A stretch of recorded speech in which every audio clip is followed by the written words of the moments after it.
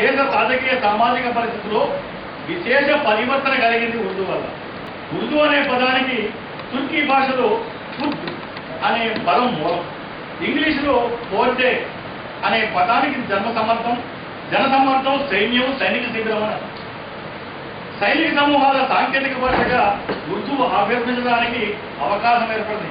చదువుతున్నానని అనుకోవద్దు, ఎందుకంటే ఇది తెలుసుకోవాల్సింది, విషయాన్ని మనం సంగ్రహించుకోవాల్సింది, సమకూర్చుకోవాల్సింది చాలా ఉంది కాబట్టి నేను దీన్ని రాతపూర్వకంగా నేను ముందు ముందుతాను. 18వ శతాబ్ది దానికి పూర్వం దీన్ని చరిత్రకారులు, సాహిత్యకారులు హిందూని, హిందుస్థానీ, జబానే హిందుస్థానీ అంటే జబాన్ నోటం చెప్పేదని, మాట్లాడేదని, ఉర్దూయే మోహతార్, రేక్తా అనే పేర్లతో చలామణి అయ్యేది. మనం తెలుసుకోవాల్సిన విషయం. అనేక భాషల సమ్మేళనం వల్ల రేక్తా అని కూడా పిలిచేవారు. దక్కన్ ఉర్దూ. ఖిల్జీ బాదుషా కాలంలో దండయాత్ర జరిగిన తర్వాత మహమ్మద్ తుగ్లక్ రాజధాని ఢిల్లీ నుంచి దౌలతాబాద్కి మార్చాలనేది మనం చరిత్రలో తెలుసుకున్నాం. అదే మళ్ళీ దౌలతాబాద్ని ఢిల్లీకి మార్చినారు.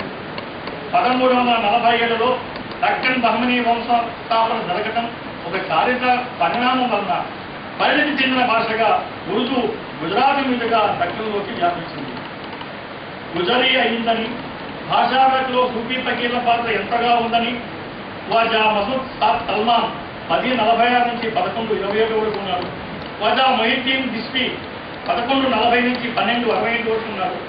బాబా ఫరీద్ గంజ్ షక్కర్ 1173 నుంచి 1266 వరకు. నిజాముద్దీన్ ఔలియా 1230 నుంచి 1325 వరకు.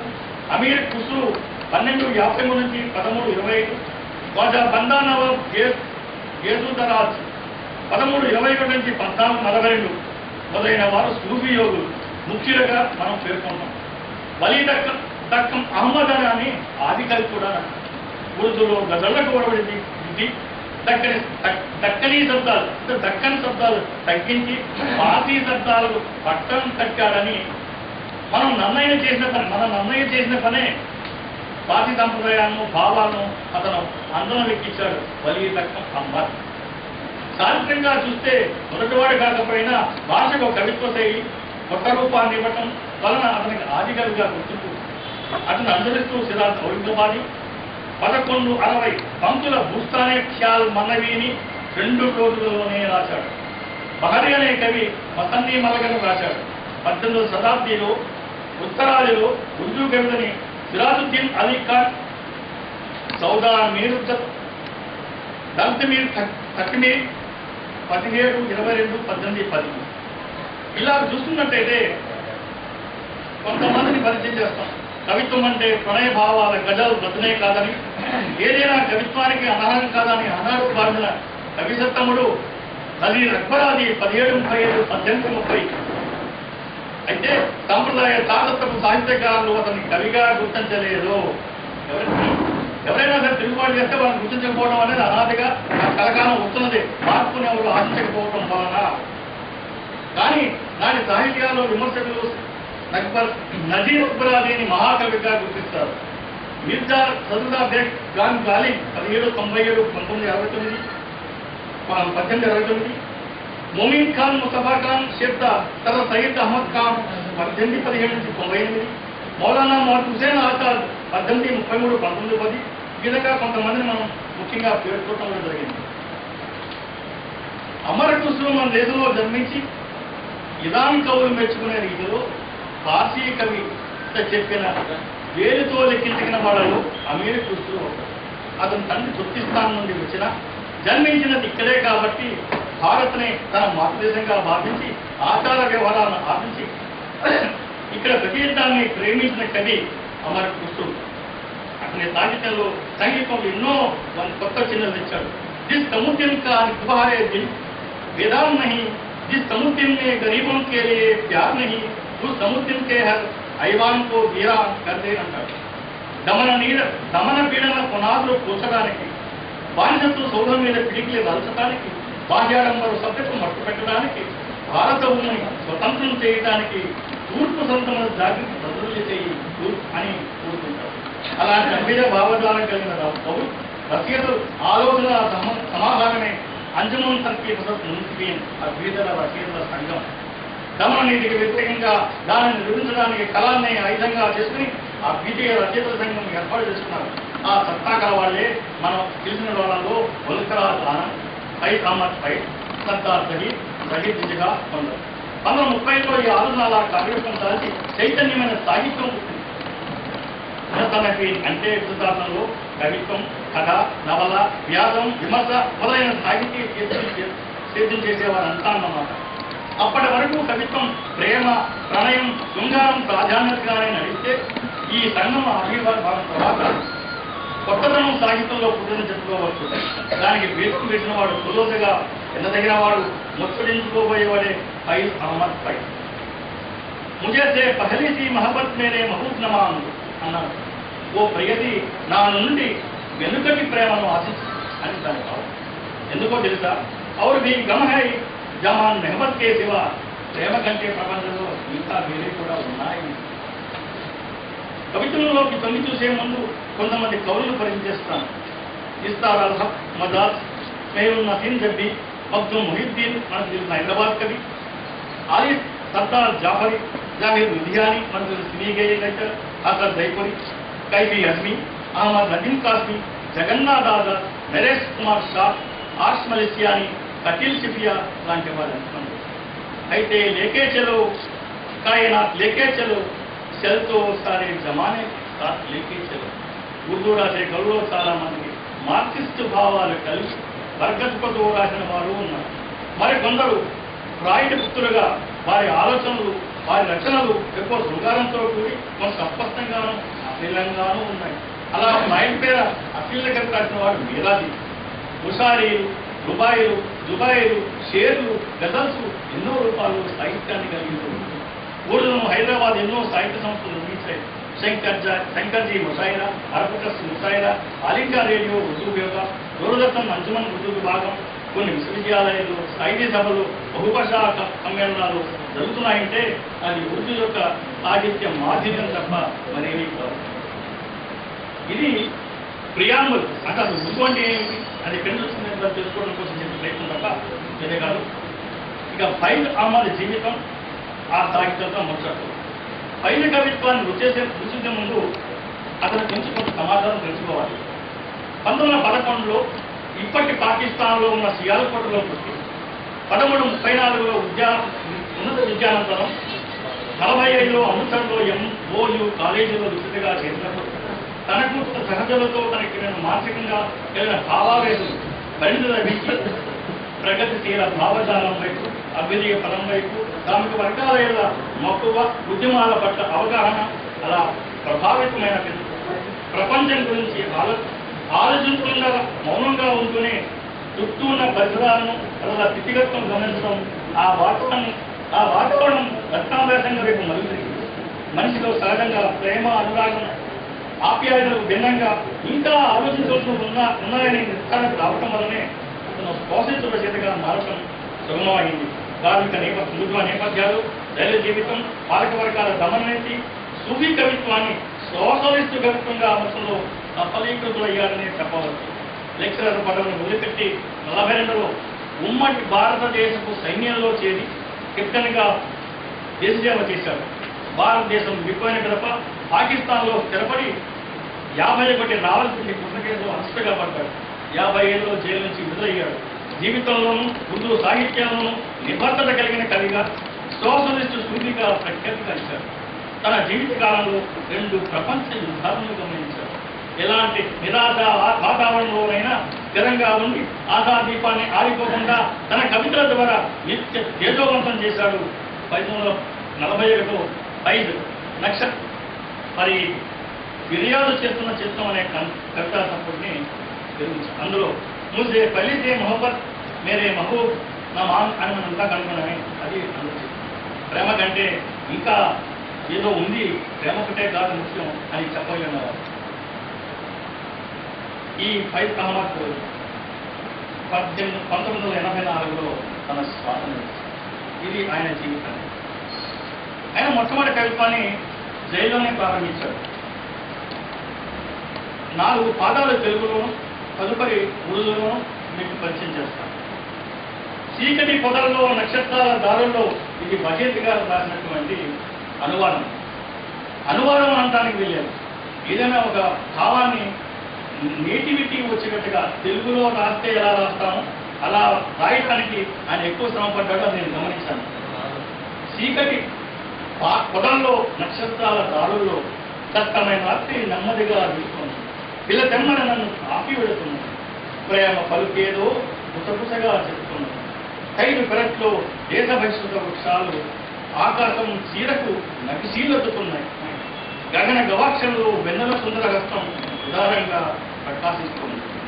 ఇది అనువాదమైన అనుసరణైన వివరణ అక్షరలేని సినిమా. जंदा की एक शाम के पीछे कम सितारों से जीवा लेना उतर रही है बात, या सवा बात से गुजरती हैं जैसी कभी किसाने त्याग की बात। कहने जंदा के बेवतन शहादा तरंग हो रही बनाने में दामनी अस्मा पे नक्शोनी का बाने बाम बद धमकता है भारद्वाज चांदनी का दस्त जमीन। ఈ కవిత రాయడానికి ప్రేరణ తాను కారాగారంలో ఉన్నప్పుడు కమ్యూనిస్టు అనబడే ప్రతి వ్యక్తిని పాకిస్తానీ ప్రభుత్వం కుట్ర కేసుల్లో ఇరికిస్తున్నప్పుడు నిర్బంధించినప్పుడు ఆ దుర్భర అణిచివేతను నిర్వహిస్తూ వాటిని ఎదుర్కొనే ఆత్మస్థైర్యంతో ఆశాభావంతో కవితా ప్రజ్ఞ సాధించడం గమనించదగింది. రెండవది ప్రియ మరి కొన్ని రోజులు మాత్రమే ప్రియ, కేవలం దుఃఖుడి రోజులు మాత్రమే. దౌర్జన్యులలో ఊపిరి పీల్చే సహాయత ఈ కొన్ని రోజులు ఇంకా సమయం ఈ వేధింపు సగింపుగానే అలమడిద్దాం, రోధిద్దాం. ఇది మన పూర్వీకుల వారసత్వం. మన అంగవైకల్యం శరీరానికి కాదు, మన అంగవైకల్యం శరీరానికి కాదు, భావేదానికి సంఖ్యలో ఉన్నాయి. అయినా ధైర్యంగా వస్తుందనే కోరుతున్నాం. చాంద్ రోజ్ హమారే మేరీ జాన్ అనే ఉర్దూ కవిత. चांद रोज और मेरी जान फक्त चांद ही रोज, जुल्म की छाओं में दम लेने पर मजबूर है हम, और कुछ देर से तुम ठहरे तड़प ले रो ले, अपने आजाद दाद की विरासत है मदद है हम। फिक्र कर कैद में जब बद से जंजीर में है जिंदगी, क्या किसी मुस्लिम की कुबा है जिसमें हर घड़ी दर्द पे पाबंद लगे जाते हैं, लेकिन अब जुल्म की माइक के दिनों जोड़े हैं, एक जरा सब्र के बुनियाद के दिन जोड़े हैं। జీవితమే ఉద్యమం అనే శీర్షికలో నీ సౌందర్యం ఇప్పుడు కూడా కళను ఆకట్టుకుంటున్నా ఏం చేయాలి? ప్రపంచంలో ప్రేమే కాదు ఇంకా దుఃఖాలు ఉన్నాయి, ప్రేమగా కలిగే కాదు ఇంకా సంతోషం ఉన్నాయి. దీన్ని మనం ఇంతకుముందే చెప్పుకున్నాం కూడా. వసంతం వచ్చిందనే గట్టిలో మన మధ్య అన్నీ ఉన్న ప్రశ్నలు అన్ని జవాబులు కూడా. వసంతం వచ్చింది, దాంతో పాటే తెచ్చుకున్నాయి సరికొత్త లెక్కలన్నీ. వసంతం వచ్చింది, నేను తెచ్చింది అని కూడా రాస్తాను. ఇక మూలంలో బహారే ఆయే గుబారే करते थे बाप सारे, तेरे हमारे सवाल सारे, जवाब सारे बाहर आई तो गुल कहाँ है, नए शेर हिसाब सारे बाहर आई कुछ लाए. అనేక వర్ణ చిత్రాలతో నిండుగా ఉన్న కవిత పలు ప్రశంసలు పొందింది. ఉర్దూ నజం యొక్క ప్రత్యేకత ఇది.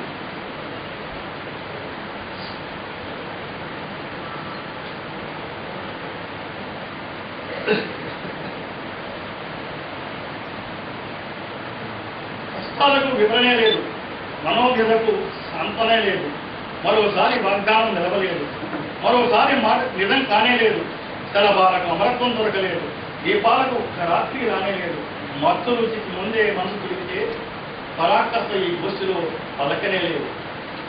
చాహ్ बेदनी हालात ना सोने पाई, आपके भी दिल के मुदारत ना होने पाई, फिर वही वादा जो इकरार ना बन नहीं पाए, फिर वही बात जो अनबात ना हो पाए, फिर वो परवाने जिन्हें सादात न मिला, फिर वो शम के जिन रात ना होना पाए.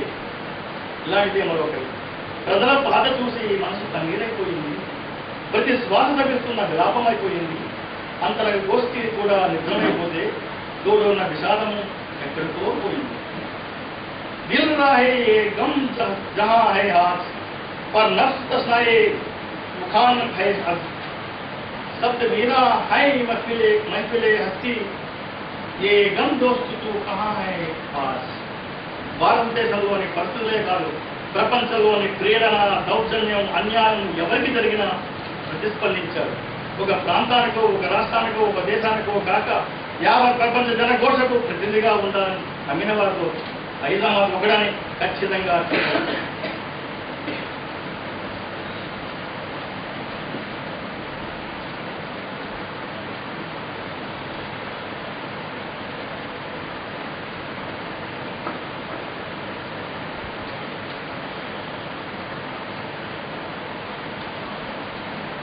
ఇక్కడ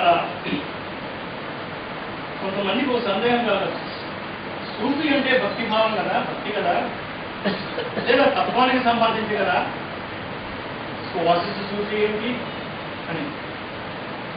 స్వాసిస్తు అంటే సామ్యవాదం అని ఒక కదా. ఈ సందర్భంలో ఇక్బాల్ చంద్ ఒకసారి రామ్ చామ్స్కీతో సెక్యులర్ సూఫీ అని పలకరించాట. ఆ అర్హత నాకు లేదు, అది కేవలం పైతమ్మదికే ఉంది అని చెప్తున్నాడు. నిజానికి బయలు కమ్యూనిస్టుగా సోషలిస్ట్ సూఫీగా చాలా మంది పిలిచేవారు. అతను సూఫీలతో సోషలిస్టులు ఎలా పోల్చుతారు అని అడిగినప్పుడు పై సమాధానిస్తూ సూఫీలు నిజమైన కామ్రేడ్లు, కమ్యూనిస్టుగా పేరున్న బయలు సూఫీలతో సన్నిహిత సంబంధాలు ఉన్నాయి. లాహోర్కు చెందిన బాబా మలంక్ సాహెబ్ను ఆయన చాలాగా అభినందించేవారు. అష్ఫాక్ అహ్మద్, సయ్యద్ ఫఖరుద్దీన్ బాలీ వాజిద్ వంటి ప్రముఖ సూఫీలను అభిమానించేవాడు. ఐదు కవితల్లోనూ ఆ సూఫీగానే పలికేది. ఇప్పుడు ఆ పద్ధతిలో తరానా ఒకటి పరిశీలిస్తాం. అటువంటిదే ఇక్బాల్ లగ్న సారే జహాసి రక్ష హిందూసితానమా. ఒకరోజు మాతృదేశ దర్బారులో వెళ్ళవలసిన వారు వెళతారు. కొందరికి పడవలసిన శిక్ష పడుతుంది, కొందరికి దొరకాల్సిన బహుమతి దొరుకుతుంది. ఆ రోజు వచ్చేసింది. గద్దెలు కొనగొట్టే రోజు, కిరీటాలు ఎగరేసే రోజు, ఇంకా సంఖ్యలు తెగిరాలిపోతాయి. ఇక ఖైదులకు రోజులు చెల్లిపోతాయని కొనసాగుతుంది. दरबारे वतन में जब एक दिन सब जाने वाले जाएंगे, कुछ अपनी सदा को पहुंचाएंगे, कुछ अपनी जजा ले जाएंगे.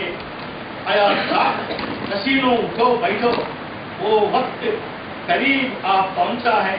जब तक गिराए जाएंगे, जब ताज उछाले जाएंगे, अटूट गिरेंगे जिंजीरें, अब चंदानों की कैद नहीं. ఇక రెండు కవితలు నేను ఇస్తాను. సమయాన్ని నేను తగ్గించుకోగలిగిన స్వయం నియంత్రణ ఉన్నవాడే కాబట్టి పూర్తిగా పుస్తకాన్ని చదవాలి కదా. ఇక్కడే నేను తెలిసేస్తే పరిచయం యొక్క మాట అర్థం మారిపోతుంది. ఆ పొరపాటు నేను చేయను. కుక్కలోని చిన్న కవిత, ఆయన కవితలో కూడా నేను 4 ఒక్కొక్క స్టాండ్ తీసుకున్నాను. వీధిలో వారు పన్నెండు కుక్కలు, వీటికి పిచ్చమెత్తే కోరికే ప్రశంసపడి, ప్రపంచంలో చిత్కారాలే వాటికి పెట్టుబడి, లోకమంతా భోక్తారాలే వాటి సంపాదన. ఏ గలిयों के आवारा बेकार कुत्ते के बरतना गया, जिनको दैव दे गया, जमाने के बढ़कर सरमाया उनका, जब बढ़ती तुत्ता उनकी कमाया. ఆఖరి రోజుల్లో పైరు రాసిన గజలతో నేను ముగిస్తాను. करे ना जग में आलो तो शेर किसी मसरफ, करे ना शहर में जलदल तो चश नहीं क्या है. అగ్నిగుండంగా మండని కవిత ఎందుకు, ఊరిని ముంచెత్తని కన్నీటి తేమ ఎందుకు అని అన్నాను. అదల్కే हाथ कोई आ रहा है फरमाना, न जाने आज की बहारित में रकम क्या है. మృత్యు చేతి నుండి లోక వస్తున్నది, ఏమి రాసి ఉన్నదో ఎవరికి తెలుసు. 1984 నవంబర్లో 26వ తారీఖున ఆయనకు ఆ మృత్యులేఖ వచ్చింది. విశ్వాసగా మారింది. మా వజీద్ 1966లో పశ్చిమ గోదావరి జిల్లా గుండుబోలను తల్లిదండ్రులు మహమ్మద్ షఫీ, నూర్జహాన్. ఆయన ఎంఎస్సీ మ్యాథ్స్, ఒకరి గోదావరి, ఒకరు మహబూబ్ నగర్. ఈ రెండు మధ్య ప్రాంతాల్లో తిరిగి రెండు భాషల మీద పట్టుకొంది గుండుగోల సైడ్లో పుస్తకాలు చదివి చదవని అక్కడ మనలాంటి ప్రధాన కళాకారులతో ములాఖతై కొన్ని పాటలు పాడి కొన్ని నాటకాలు వేసి తర్వాత చిన్న చిన్న పత్రికల్లో రిపోర్టింగ్గా నెమ్మదిగా హైదరాబాద్ చేరుకున్నారు. అది ఆ మెరుపు అక్కడ వచ్చింది. హైదరాబాద్ రావటం, చిన్న చిన్న ఉద్యోగాలు చేసుకోవటం, ఈటురాయి పత్రికలో ఆయన మల్లిక్ వారి సాయంతో అందులో కొంత కాలం గడిపిన తర్వాత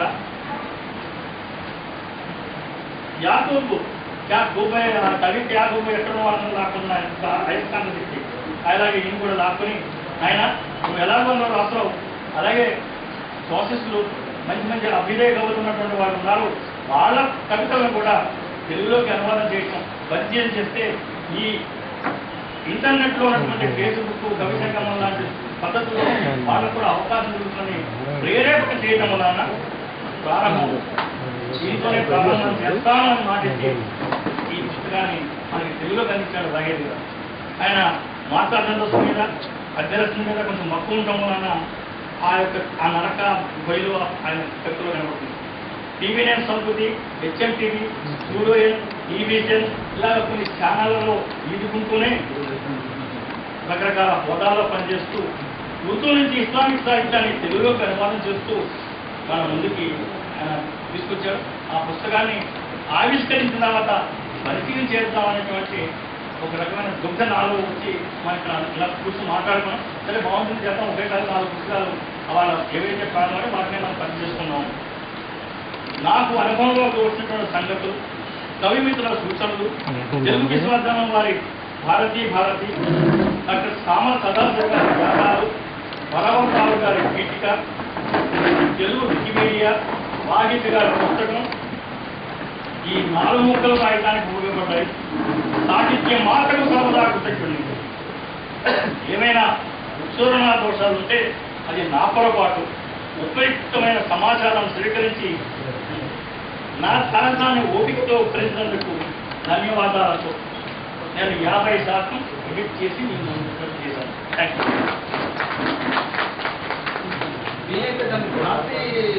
యూట్యూబ్లో పెడితే బెటర్. పరిచయాన్ని కూడా కవిమిత్రులు మహేష్ గారి యొక్క పుస్తకాన్ని ఎంతో చక్కగా మనందరికీ పరిచయం చేసినటువంటి రామ్ కుమార్ గారికి మనందరి తరఫున ధన్యవాదాలు తెలియజేస్తూ కవిమిత్రులు మహేష్ గారిని ప్రతిస్పందన తెలియజేయవలసిందిగా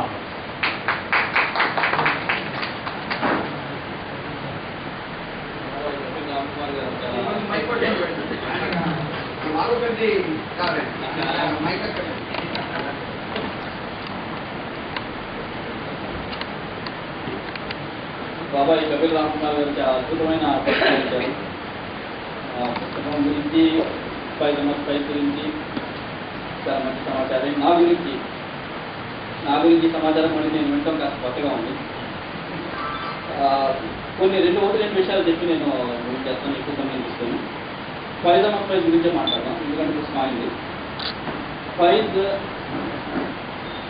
అవిభక్త భారతదేశంలో రాయల్ బ్రిటిష్ ఆర్మీలో పనిచేశారు. మన ఆర్మీలో పనిచేసిన ఆ తర్వాత ఆయన దేశ విభజన తర్వాత పాకిస్తాన్ వెళ్ళడానికి స్పష్టమైన కారణాలు ఉన్నాయి. కమ్యూనిస్ట్ పార్టీ అప్పుడు దేశ విభజన తర్వాత ఇక్కడ కమ్యూనిస్ట్ పార్టీ ఏ విధంగా అయితే మనం పటిష్టం చేసుకోవాలనే ప్రయత్నాలు చేస్తున్నామో అదేవిధంగా పాకిస్తాన్లో కమ్యూనిస్ట్ పార్టీ పటిష్టం కావడానికి అక్కడ మన వాళ్ళు వెళ్ళి పనిచేసే వాళ్ళు ఎవరున్నారు అన్న జాబితాలో తన పేరు తీసుకుని పార్టీ ఆదేశాల మేరకు వెళ్ళాడు. అది సొంత నిర్ణయం కాదు. పార్టీ ఆదేశాల మేరకు వెళ్ళినందువల్లనే రావల్పిండి కుట్ర కేసు ఎందుకు జరిగిందంటే రావల్పిండి కుట్ర కేసులో ముద్దాయిలు ఇన్వాల్వ్ అయిన ఉన్న వాళ్ళలో సైనికాధికారులు కూడా ఉన్నారు. ఈ సైనికాధికారులందరూ కలిసి చేసిన ఆలోచన ఏమంటే టర్కీలో ముస్తఫా అతాతుర్క్ మాదిరిగా పాకిస్తాన్లో ఒక కొత్త వ్యవస్థను ఏర్పాటు చేయాలన్న ప్రయత్నం. ఆ ప్రయత్నానికి సంబంధించిన ఒప్పందడంతో మొత్తం వాళ్ళందరూ అరెస్ట్ అయ్యారు. చాలా తీవ్రమైన నిర్బంధం ఆ కాలంలో కల్పించుకోవడం జరిగింది. ఇక్కడ ఇంకొక ముఖ్యమైన విషయం, నేను నాకు ఆ పుస్తకాన్ని ప్రారంభించింది జందాంకి ఎగ్జామ్ ఖైదులో ఒక రాత్రి అన్న కవితతో. ఖైదులో ఆయన చాలాసార్లు అరెస్ట్ అయ్యడానికి చాలాసార్లు జైలుకి వెళ్ళాడు. ఆయన జైలు గురించిన అనుభవాలు, జైలులో ఉన్న జైలు నుంచి తాను